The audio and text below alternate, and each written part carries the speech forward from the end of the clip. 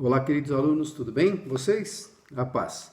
Vamos dar continuidade ao nosso estudo de panorama bíblico e a última aula nós fomos até o arrebatamento, né?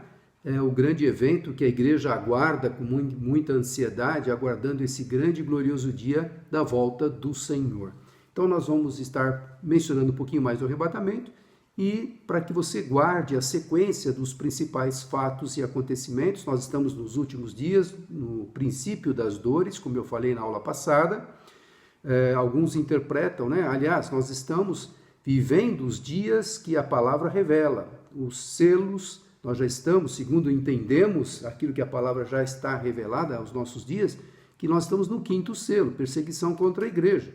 E não é de hoje que a igreja cristã, aliás, desde o primeiro século, a igreja cristã passou e está passando até hoje por grandes perseguições.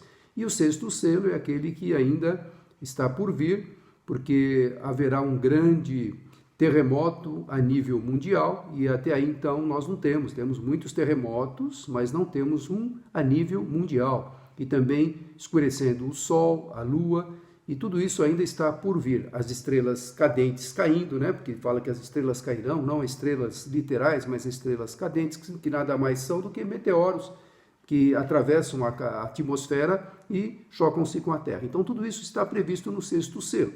Mas como eu disse, há interpretações. E a palavra fala que nós estamos, sim, vivendo o princípio das dores. Isso não temos dúvida. Estamos vivendo o princípio das dores. Tudo aquilo que Jesus já falou em Mateus 24 e também em Lucas 21, Jesus conversando com seus discípulos, explicando esses últimos dias que nós estamos vivendo e tudo isso que está lá mencionado, também nós estamos passando nos dias de hoje. Então, até aquele dia do arrebatamento. O dia do arrebatamento, a hora e o dia ninguém sabe, a palavra não revela, somente o Pai sabe. Muitos já tentaram marcar data para esse dia, infelizmente estavam tremendamente equivocados, e o Senhor não deixou revelado na sua palavra o dia e a hora, mas ele virá como ladrão à noite. Ou seja, de repente, num piscar de olhos, ao som da última trombeta. E como eu falei na aula passada, alguns interpretam que a última trombeta é a sétima trombeta de juízo. Tem lá os 7 selos, depois as 7 trombetas. Quando soar a sétima trombeta, o Senhor vem e arrebata a sua igreja. Outros interpretam que a sétima trombeta é a trombeta do ajuntamento dos fiéis para o arrebatamento. Então há interpretações, mas nós temos que estar preparados, como eu bem mencionei na aula passada. O Senhor pode voltar a qualquer momento e vai ser um piscar de olhos. De que forma então? Lembrando, no piscar de olhos, o Senhor voltará para buscar a sua igreja. Quem é a sua igreja? A igreja de Cristo, lavada, remida pelo precioso sangue do Cordeiro. Então os mortos ressuscitarão primeiro, como nós falamos lá em 1 Tessalonicenses 4, de 13 em diante. Os mortos ressuscitarão primeiro. Os mortos, quem são esses mortos? Aí faço você lembrar novamente aquele gráfico que nós mencionamos aqui, da passagem do rico e do Lázaro. Os mortos que morreram de Adão até o dia do arrebatamento, que morreram salvos. E aqueles mortos do Velho Testamento aguardavam a promessa do Messias, porque todo o Velho Testamento apontava para Jesus, e Jesus cumpriu toda a lei, cumpriu todas as profecias a respeito dele. E também os mortos de Jesus para cá, salvos, também ressuscitarão no dia do arrebatamento. Então, ao soar da última trombeta, os mortos ressuscitarão primeiro e depois nós, os que estivermos vivos no dia do arrebatamento, podemos nós não passarmos pela morte, estarmos vivos no dia do arrebatamento. Seremos transformados num piscar de olhos simultaneamente após os mortos ressuscitarem e nos encontraremos com o Senhor nos ares. Isto é o que a igreja do Senhor aguarda. Então você pode imaginar, será um dia de regozijo para nós, os salvos, que ou ressuscitaremos ou seremos transformados, estaremos eternamente com o Senhor, e um caos tremendo para aqueles que ficarem aqui na terra. Você pode imaginar, você já, como eu já mencionei, assistiu vários filmes simulando o dia do arrebatamento. Então carros vão se chocar, trens vão estar desgovernados, aviões vão cair, e quantas catástrofes naquele exato momento, porque milhões de pessoas serão arrebatadas arrancadas da terra. E aí, o que acontece? A consequência vai acontecer para quem ficar aqui e não for arrebatado. E nós vamos entender que muitos cristãos nominais também, aqueles que hoje vão lá na igreja, batem o ponto, e esses cristãos nominais também vão ficar. E aí eles vão ter que tomar uma atitude muito séria, porque eles sabiam da verdade, não viviam a verdade, não cumpriam aquilo que a palavra determina, e aí eles vão ter que tomar uma atitude, porque a igreja subiu.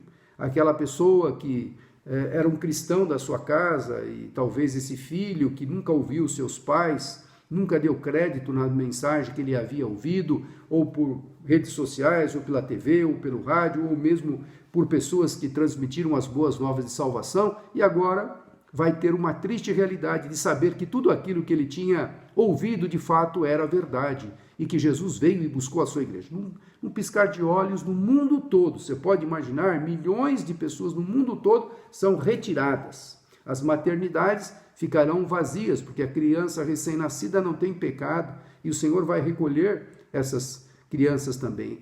E as grávidas também, já é um feto, já é uma vida, vão ser tiradas. Você pode imaginar que triste que vai ser para quem ficar, porque para quem subir é uma grande maravilha, porque é a nossa redenção, é a nossa esperança, é o que nós estamos aguardando. E temos que estar firmes com esse mesmo propósito de saber que o Senhor vai vir buscar a sua igreja.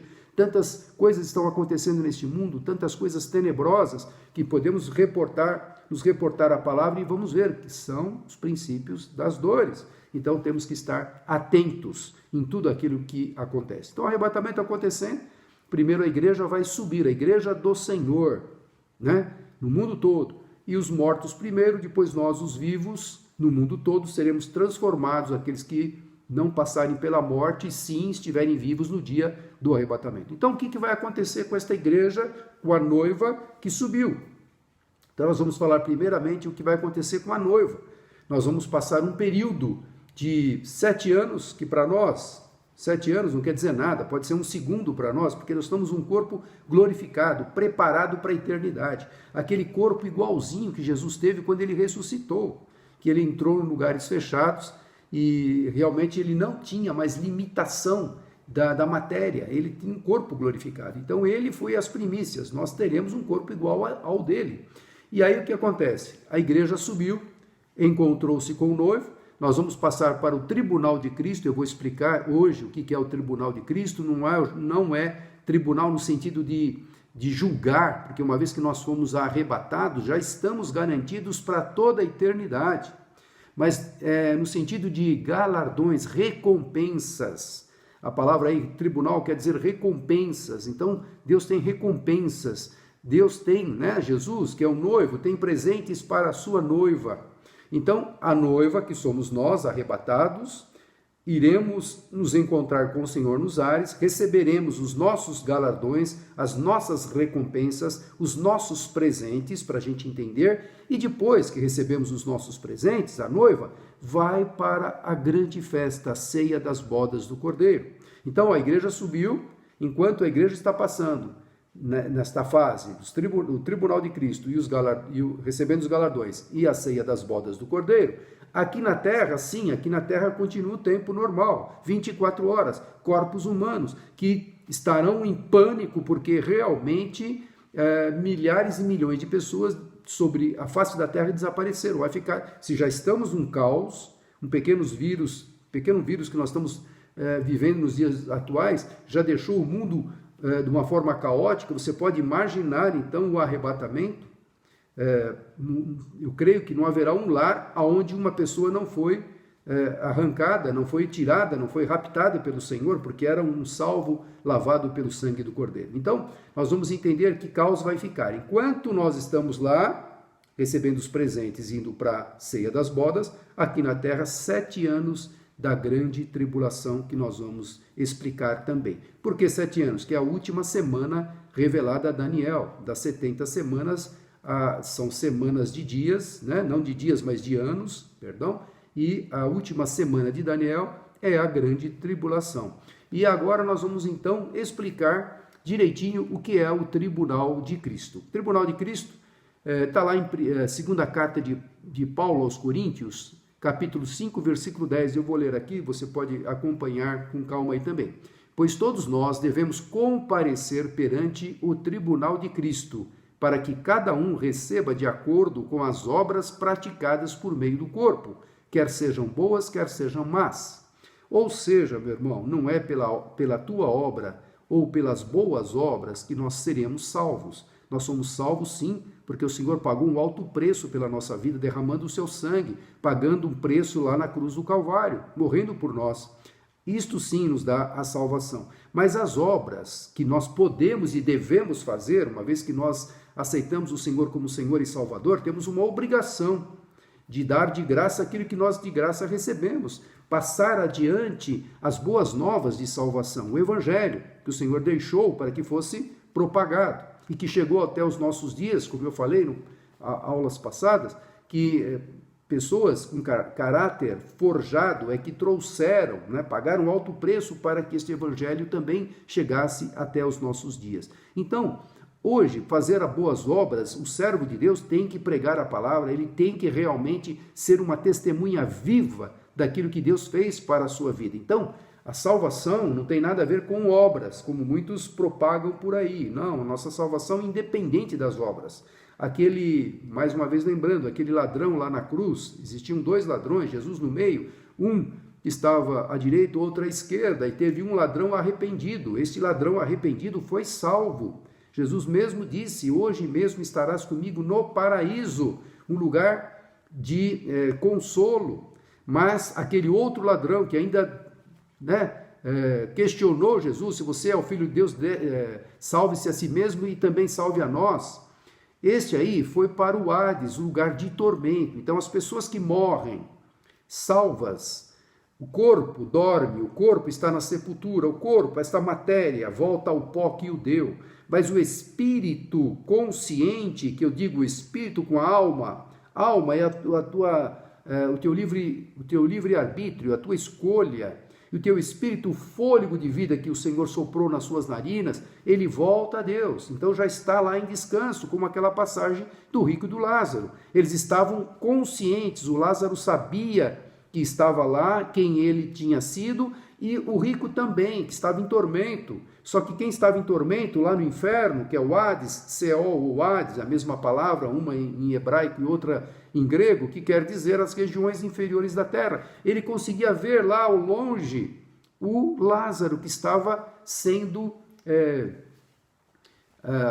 guardado, abençoado pelo Senhor Deus. Então, nós temos que entender que esta passagem deixa claro que a pessoa pós-morte realmente está consciente, não tem corpo, está em espírito, o espírito volta a Deus que o deu. E o espírito dos mortos não salvos também, que eu vou comentar depois do milênio, no grande trono branco, vão voltar a Deus para prestar contas, receber a sua sentença de morte e serão condenados no lago de fogo para todo sempre.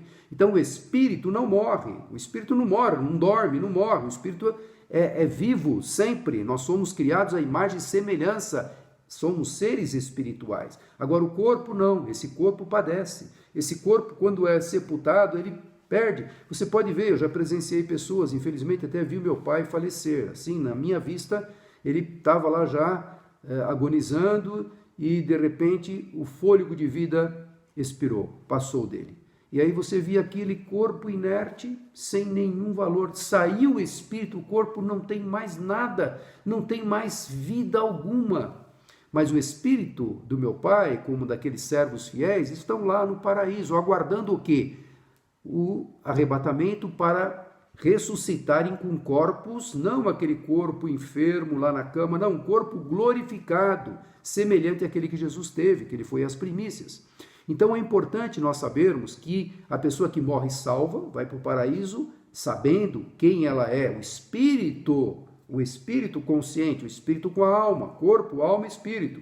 Mas o corpo é inerte, o corpo vai para o pó que o deu. Se você pegar a composição do nosso corpo, do nosso organismo, é a mesma composição que existe na Terra.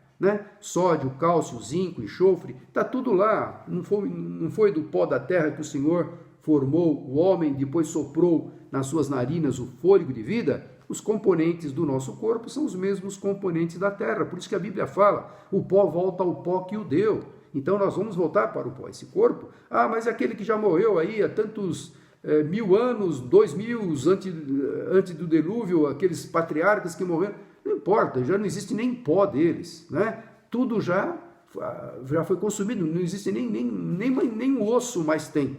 Mas, quando chegar o dia do arrebatamento, eles vão ressuscitar num corpo glorificado. E aquele que foi queimado no fogo também não ficou nem cinza sobre cinzas, também receberá um corpo glorificado. É aquilo que a palavra fala.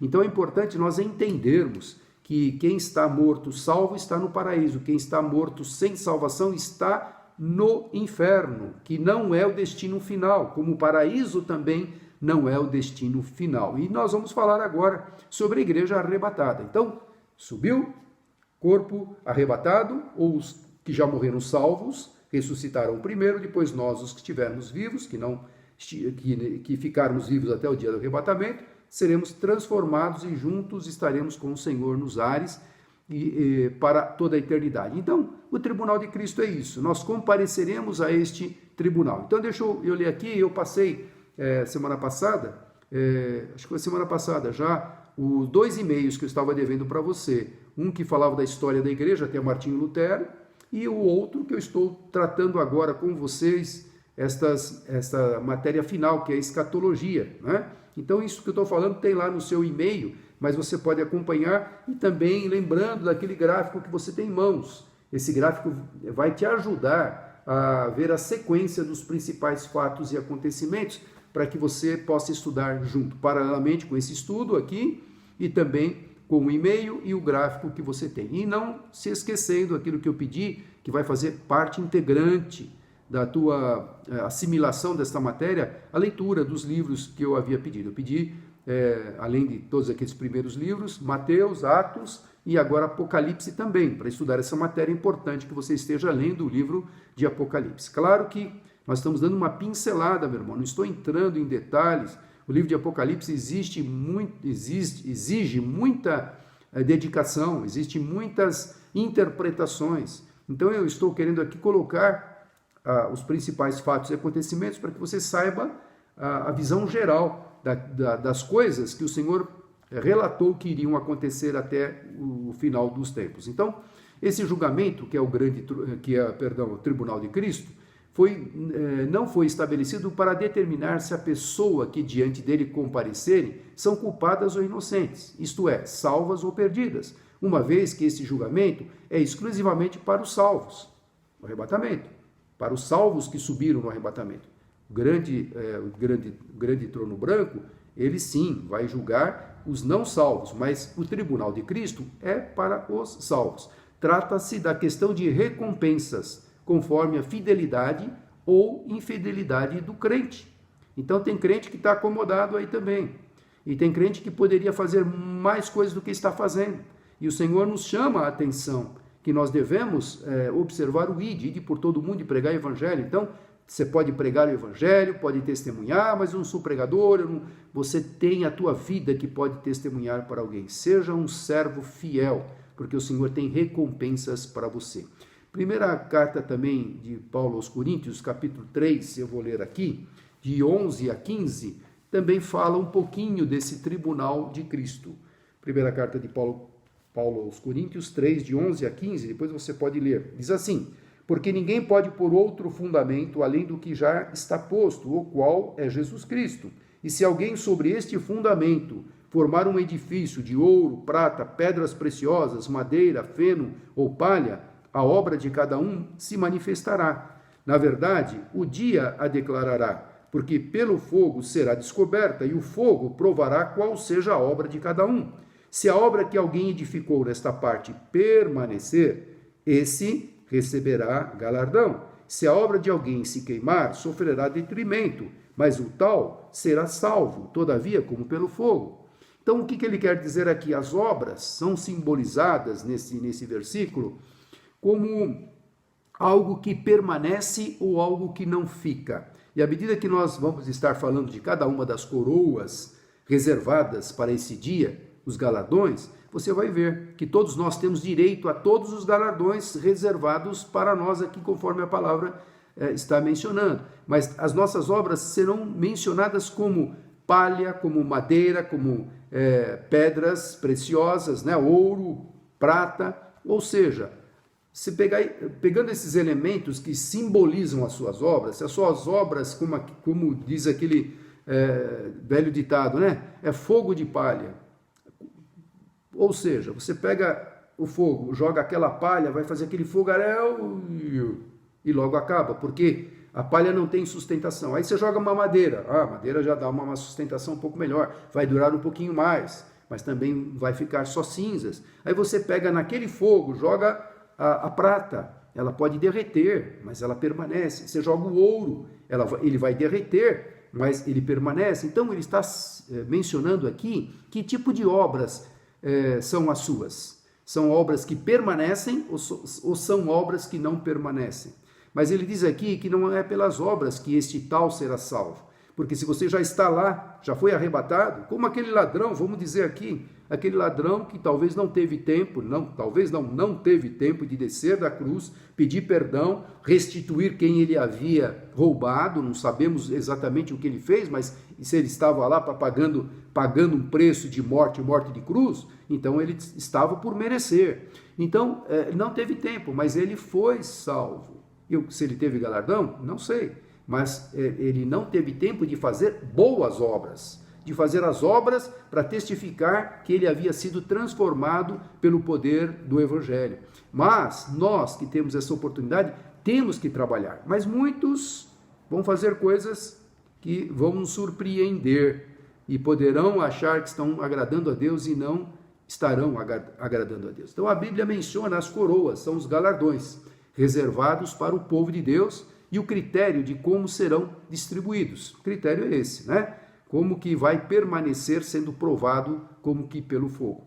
A primeira coroa para os servos fiéis, coroa da vida. Está lá em Tiago 1,12. Eu vou ler aqui, depois você pode ler. Tiago 1,12. Feliz é o homem que persevera na provação, porque depois de aprovado receberá a coroa da vida, que Deus prometeu aos que o amam. Então é a coroa especial do mártir, ou aquele que estiver tão consagrado ao Senhor, que daria sua vida na causa de Cristo.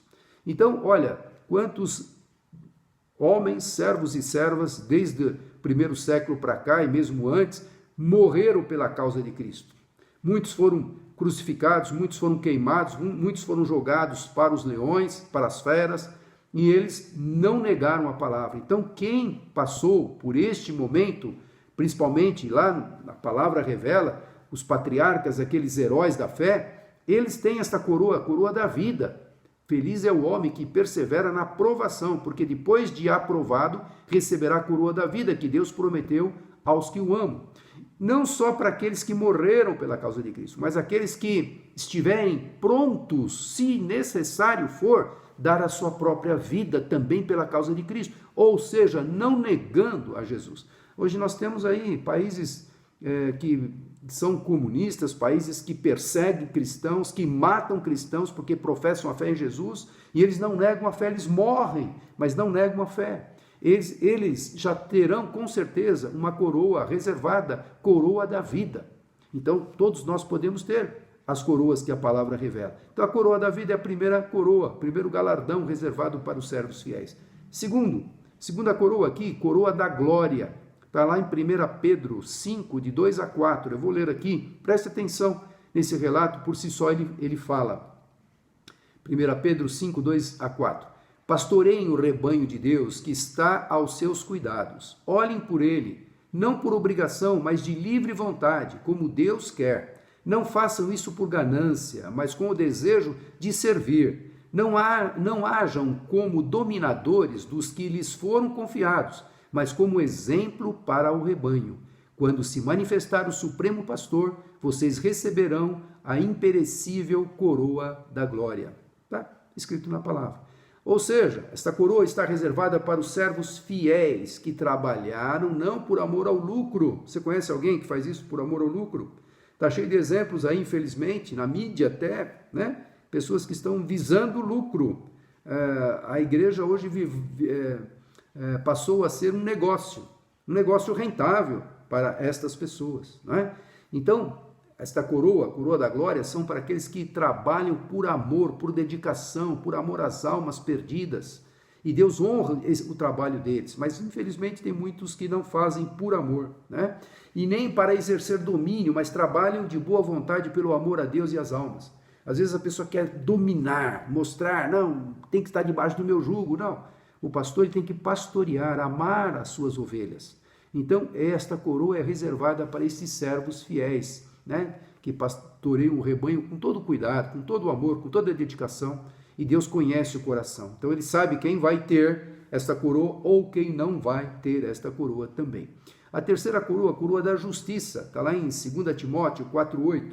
Agora me está reservada a coroa da justiça, que o Senhor, justo juiz, me dará naquele dia, e não somente a mim, mas também a todos os que amam a sua vinda. Você ama a vinda do Senhor? Você aguarda com ansiedade a vinda do Senhor? Então, esta coroa é para você, não é? Esta coroa está reservada para aqueles que amam a vinda de Cristo. Então, espere com desejo ardente a vinda do Senhor. Não quero que Jesus volte ainda não, porque eu tenho que ainda fazer que os meus planos sejam completados, eu quero ainda me formar, eu quero me casar, eu quero constituir uma família, eu quero comprar isso, comprar aquilo. Meu irmão, isso tudo vai ficar. O importante é você estar preparado para a vinda do Senhor. Então esteja preparado, esteja com o coração ardente pela sua volta, não é? Claro que enquanto o Senhor não voltar, temos que trabalhar, porque temos coroas para receber. Temos obrigações que o Senhor nos impôs de dar também de graça aquilo que nós recebemos de graça, falando do amor, da graça, misericórdia e compaixão das boas novas de salvação. Então trabalhe como se o Senhor fosse demorar 1000 anos para voltar, e esteja pronto como se o Senhor fosse voltar ainda hoje, ainda nesse instante. Então, é isso que o Senhor espera de nós. Aguarde com ansiedade, com desejo ardente a volta do Senhor, a sua volta. E a coroa incorruptível, está lá em 1 Coríntios também, 9, de 25 a 27. E todo aquele que luta, de tudo se abstém. Eles o fazem para alcançar uma coroa corruptível. Nós, porém, uma incorruptível. Pois eu assim corro, não como uma coisa incerta. Assim combato, não como batendo no ar. Antes, subjugo o meu corpo e o reduzo à servidão, para que, pregando aos outros, eu mesmo não venha, de alguma maneira, a ficar reprovado. O apóstolo Paulo falando isso. Esta coroa está reservada para aqueles que venceram a carne, não vivendo segundo as cobiças da carne, mas sim vivendo no Espírito. Domínio próprio, venceram a carne, não deixe que a carne domine sobre a sua vida. Aquilo que nós falamos há pouco, aquilo que o mundo tem para oferecer, ele tem muitas coisas para oferecer, e as pessoas estão mais firmadas nas coisas temporais, materiais, do que as coisas eternas, que o Senhor reservou e de fato vai acontecer. Então, coroa incorruptível está reservada para você. Depois de nós termos então recebido as coroas, os presentes, nós vamos para a ceia das bodas do Cordeiro, para a festa. Não é gostoso? Você vai para uma festa, um banquete literal. Está lá em Apocalipse 19, de 7 a 9, fala assim: regozijemo-nos e alegremo-nos e demos-lhes glória, porque vindas são as bodas do Cordeiro, e já a sua esposa se aprontou. E foi-lhe dado que se vestisse de linho fino, puro e resplandecente, porque o linho fino são as justiças dos santos. E disse-me: escreve, bem-aventurados aqueles que são chamados à ceia das bodas do Cordeiro. E disse-me: estas são as verdadeiras palavras de Deus. Então é importante nós sabermos que a ceia das bodas do Cordeiro estão reservadas para os servos fiéis, para a igreja, para a noiva que subiu. Olha que comparação interessante, nada que está na Bíblia. Aliás, o livro de Apocalipse, ele tem muitas comparações, ele tem muitas simbologias, tem comparações, né? Tem momentos que nós temos que nos reportar para o passado, para ver as coisas que o Senhor projetou, porque é um plano completo. O Apocalipse está concluindo todo o plano de redenção do homem e as promessas das coisas futuras e eternas. Então, as bodas, né, que a igreja vai passar com Jesus, as bodas do Cordeiro, podemos comparar com as bodas judaicas. Então, preste atenção, olha, que coisa interessante e bonita. As bodas judaicas fornecem um paralelo maravilhoso com as bodas do Cordeiro, assim como servem de evidência que comprova o tempo de duração da grande tribulação por 7 anos. Enquanto nós estamos lá em cima, recebendo os galardões, o tribunal de Cristo, E as bodas, aqui na terra, como eu falei, o tempo continua correndo, tempo de 24 horas. E são 7 anos da grande tribulação. Então preste atenção à comparação das bodas judaicas com as bodas do Cordeiro. As bodas judaicas, como é que eram celebradas? O noivo pagava um dote ao pai da noiva. Não é assim? As bodas judaicas tinham que pagar um dote. Cristo comprou-nos por um bom preço o seu próprio sangue. Será que ele pagou um dote à altura? Deus deu tudo o que podia, o seu único filho. Então, como o noivo pagava um dote para a noiva, para o pai da noiva, Cristo comprou-nos por um bom preço o seu próprio sangue. Na data marcada, agora nas bodas judaicas, na data marcada, o noivo apanhava a noiva em sua casa, levando-a para sua futura moradia. Você lembra aquela passagem das 10 virgens? Estavam aguardando o noivo. Ele chegou na casa. Na data marcada, então, o noivo apanhava a noiva em sua casa, levando-a para sua futura moradia. Porém, durante as festividades, ela permanecia em local especialmente preparado. No arrebatamento, a igreja será levada para os lugares celestiais, onde serão celebradas as bodas. O local das bodas não é a moradia da noiva. A sua habitação é a Nova Jerusalém, lá no novo céu e na nova terra. Mas as bodas ocorrem nos lugares celestiais, como era um lugar separado nas bodas judaicas. Mais uma observação com relação às bodas judaicas. As festividades prolongavam-se por 7 dias, ou seja, uma semana. A grande tribulação é a última semana das profecias de Daniel, onde cada dia equivale a um ano. Neste período, o mundo agonizará sobre as mãos do anticristo. A igreja regozija junto com o seu noivo nas festas de suas bodas. Por isso que eu falei, enquanto nós estamos lá nas bodas, aqui está ocorrendo a grande tribulação. 7 anos. Como era 7 dias, as festas judaicas, nós teremos uma festa lá, que para nós não temos mais preocupação com prazo, com data, com tempo, mas nós estamos já com corpos glorificados. Mas aqui na terra continua, é os 7 anos, a grande tribulação. Enquanto a igreja de Cristo se encontra nos céus, sobre a terra se desenvolve o reino anticristão do diabo. E Deus derramará 7 taças do seu juízo sobre a terra, ou seja, a grande tribulação. Nós já falamos dos 7 selos, estamos no 5º selo, depois tem o 6º selo, depois o 7º selo que abre as 7 trombetas, e a última trombeta tocará, a última trombeta, a igreja é arrebatada, e a igreja sobe com o Senhor, com o noivo, recebe os galardões, o tribunal de Cristo, depois vai para a ceia das bodas do Cordeiro. E enquanto isto aqui na terra, depois do arrebatamento, nós temos a grande tribulação, completando então aquela profecia de Daniel, da última semana, das 70 de Daniel, semana de anos e não de dias. E isso tudo a gente vai depois comentar sobre a grande tribulação na aula que vem. Você esteja preparado aí, você pode estar lendo o livro de Apocalipse, identificando aquelas passagens daquilo que vai ocorrer. Nós vamos falar desse período de 7 anos, que ele é dividido no meio, 3 anos e meio iniciais e 3 anos e meio finais. Os 3 anos e meio iniciais, a igreja já saiu, você pode imaginar então que caos ficou esse mundo, e esse mundo vai ter que ter uma única liderança, um único governo, que vai reger todas as demais nações, e todos vão se prostrar perante este homem, o anticristo. Nós vamos falar sobre o anticristo, sobre o falso profeta, sobre esse período de grande tribulação, as 2 testemunhas que Deus vai levantar na primeira parte da grande tribulação, nos 3 anos e meio iniciais, e também depois dos 3 anos e meio finais, a marca da besta. E vamos falar também, no final desse período, Gog e Magog, Armagedon. Gog e Magog é depois do milênio.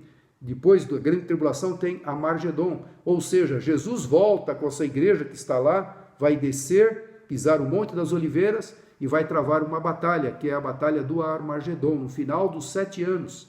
E depois disso entra sim o período milenar, Jesus reinando aqui na terra, lá em Jerusalém. Após esse período, sim, a segunda ressurreição. Lembrando, a primeira ressurreição no arrebatamento para os salvos fiéis. A segunda ressurreição após o milênio, para todos os não salvos que estão lá no Hades.